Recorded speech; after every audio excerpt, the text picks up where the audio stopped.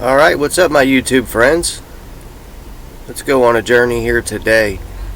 So we're going to talk about consent. I'm sure you know what consent is.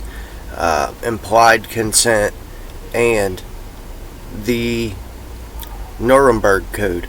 I'm sure you know what Nuremberg is too, right? After the Nazis did all the experiments on everybody that they could possibly do the experiments on, there was like trials, the Nuremberg trials, and they came up with the code, right? And this is the rules for human experimentation. Alright, so as usual, before we start this, we got to make a couple notes here, okay? Damn it, I'm going to try to not say and right 80 times throughout this video. So these these notes here are going to help us understand what we're reading through. And the truth of this is, this report is damning, at least in my opinion. Alright, so first, in a recent video, I don't remember what the video was, but we learned that when we look up law in Black's dictionary, we see this statement, law is consent, as in whatever people consent to is the law. Okay, this note right here, it blows my mind. The term law is also used in opposition to fact. Okay, now because the law is made up of things that people consented to, we should know what consent means. The law is made up of what people let the government get away with, and we're about to see that. Consent, a concurrence of wills, voluntarily yielding the will to the proposition of another. Acquiescence or compliance therewith. Okay, acquiescence relates to an action during the performance of an act. Okay, so as I said, like a year ago when I first started making videos, if you're walking down the street and you see kids shooting basketball and the ball rolls away from them and it rolls over to you and you pick it up and you throw it back, that's you consenting to them playing basketball. It doesn't really matter because it's just basketball, but that's a general idea of how it works. Anything that you don't resist, you allow to happen. Alright, so therefore, by not acting against things that you disagree with, you are legally consenting, law, in accordance with the law, you are consenting to those things, and the assumption of consent is made. The assumption of consent, it's gnarly how this stuff works. So if you were not in agreement with whatever practice you want to use, you would speak out and behave in a way in opposition to that. You would have spoken out as a conscious living man and son of God. You are the law in the flesh. They practice law. You call the shots. It's almost like the government tries to circle the population and creep in and control them. And if the population isn't always aware of the fact that they're trying to get you, they will do things like pass bills and mandates for the stuff we see happening right now. And that's why I'm actually even bothering with this, because I really hate talking about politics and the Rona and all that stuff, because it either gets heard by people who already know, you guys are completely aware that it's just all completely fabricated, or it falls on people who are so locked into fear that you could present them with the science and everything, and they would still reject everything you said. So there's really no point in rehashing most of this stuff.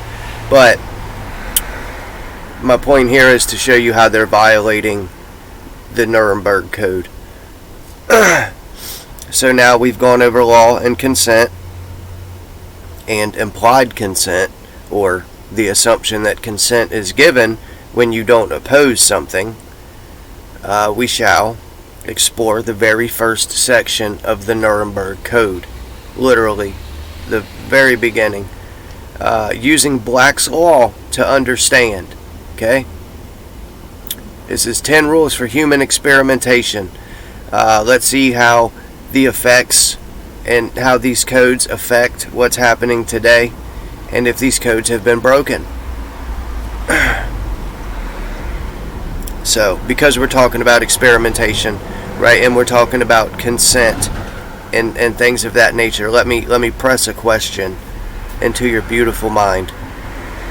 Let's say a man is an atheist, okay? He's educated by the state is his father, all those, he's an atheist, he's a Darwinist, right?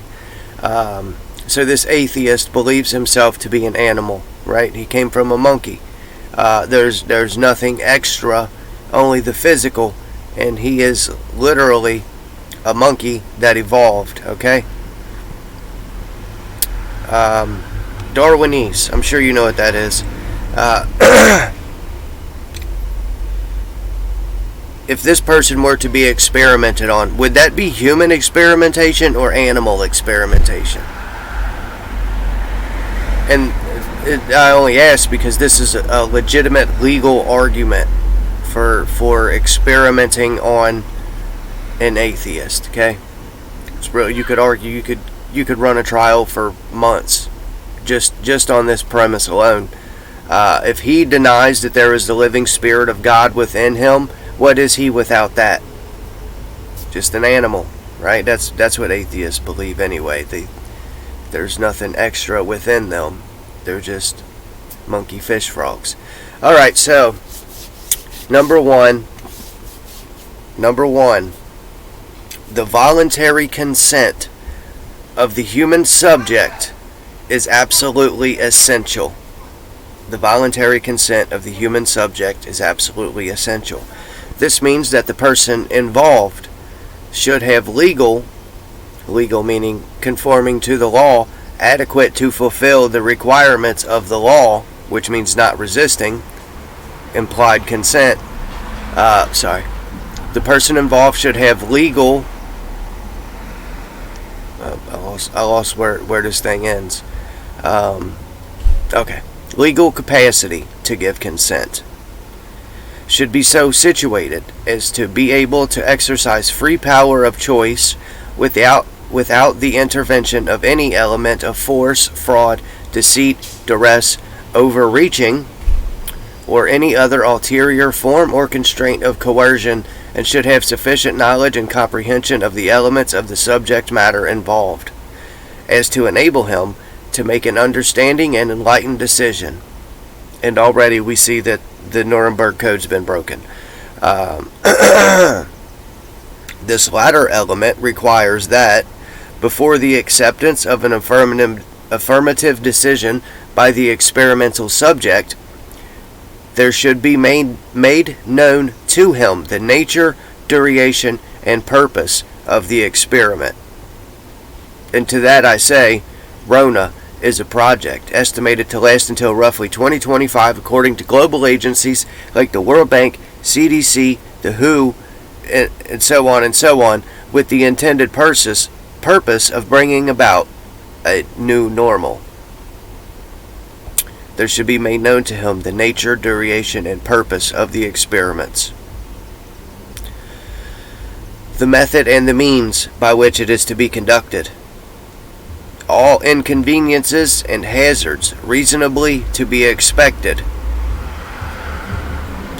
and the effects upon his health or person which may possibly come from his participation in the experiment.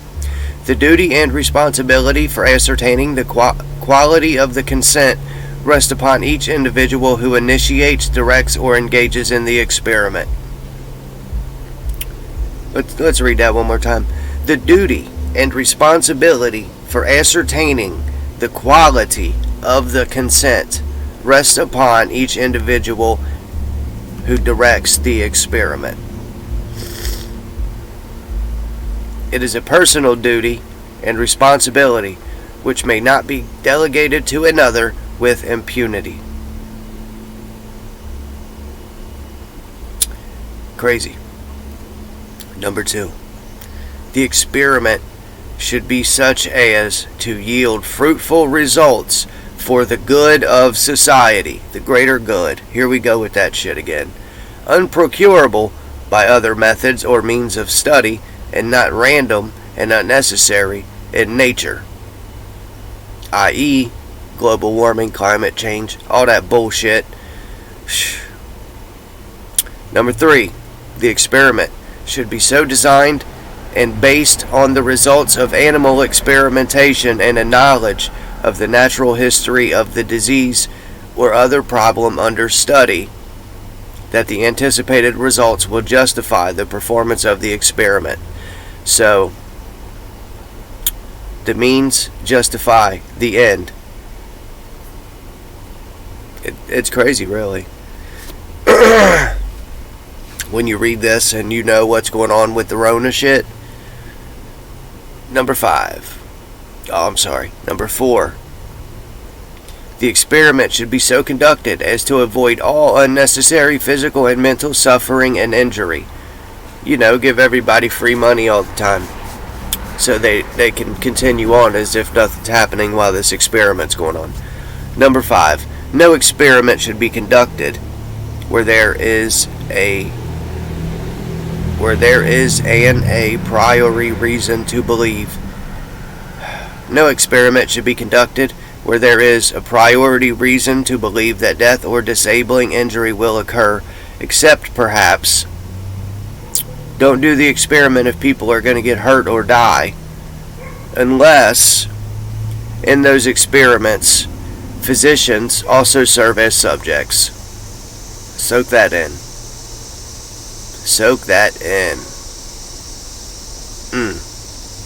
Crazy, huh? 6. The degree of risk to be taken should never exceed that determined by the humanitarian importance of the problem to be solved by the experiment. Who is the moral judge on that decision? This is really outrageous. It's like you can see where they try to follow and not break these rules, but they definitely broke every one of them. 7. Of course, that's if you look at it from our perspective, but all they have to do is say, oh, if we don't do all this, global warming's going to kill everybody. So there is no experiment that is going too far, because if they don't do it, everybody's dead. It's hilarious. 7. Proper preparations should be made and adequate facilities provided to protect the experimental subject against even remote possibilities of injury, disability, or death. Quarantine. 8. The experiment should be conducted only by scientifically qualified persons. The highest degree of skill and care should be required through all stages of the experiment of those who conduct or engage in the experiment. That means no Mr. Fauci. 9. During the course of the experiment, the human subject should be at liberty to bring the experiment to an end. If he has reached the physical or mental state where continuation of the experiment seemed to him to be impossible. And this is just hilarious, because at any time that people stopped being completely brain dead, we could end this whole you ain't allowed to go anywhere and do anything thing. Which personally I don't care, because I don't want to go to the movies or none of that stuff. But I do have kids who, who won't be enrolled in school again this year because they're doing all the dumb shit over again. It's an experiment. literally reading the directions and the rules. 10. During the course of the experiment, the scientist in charge, Fauci, must be prepared to terminate the experiment at any stage if he has probable cause to believe, in the exercise of good faith, superior skill and careful judgment required of him, that a continuation of the experiment is likely to result in injury, disability, or death from the subject. And that, my friends, is the 10 rules for human experimentation presented to us by Nuremberg Codes. Man, my beard is long. As you can see, what's happening, what these codes say, is literally governing this whole 19 thing. You know what I'm talking about? The jabba dabba doo. That was funny. But that's it. I figured I'd share that with you guys. Getting some momentum. I got some readings I need to do tonight. I don't know if I want to do a picture of me reading them or just put some pretty picture up, but they're from books. They're really good information to have, so I'm going to share those with you guys and link in the whole book for you. But always remember, it's like the world is like a theater, and all it wants is you to give it attention. And the moment that you stop giving it attention, everything changes. Focus your attention inward on the way that you feel and your spirit, and let this world do what it wants. Peace out, guys. I love you all.